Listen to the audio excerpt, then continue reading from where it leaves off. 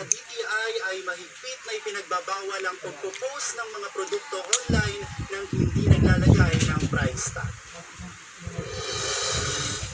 Madalas bumili ng mga produkto online si Bianca, subalit lagi raw siyang nadidismaya tuwing hindi nilalagay ng mga online seller ang presyo ng kanilang produkto. At kadalasan kung nagtatanong ng presyo, PM sent o PM is the key ang sagot ng mga online seller. Opo, kasi hindi ko agad sinasabi yung presyo, kaya parang mahaba pang usapan. Ayon sa Department of Trade and Industry, labag sa batas ang pagbebenta online ng walang price tag. Nakasaad din sa batas na dapat lahat ng ibinebenta sa publiko dapat may presyo at hindi ibebenta ng mas mataas sa itinutang presyo. Mayroong deceit na tinatawag dito kasi ayaw nila ilagay yung presyo kasi pwede nilang taasan doon sa actual na price, di ba?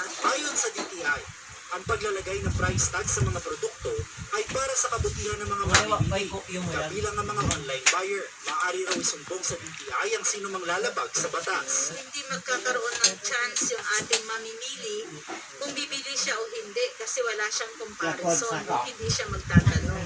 So yun po yung ating ina-avoid dahil mayroon naman po tayong batas. CJ, ang sino mang lalabag sa naturang batas ay maaaring magmulta ng 500 pesos hanggang 200,000 pesos o makulong ng 2 buwan hanggang 6 na buwan. CJ. Maraming salamat, King Guevara.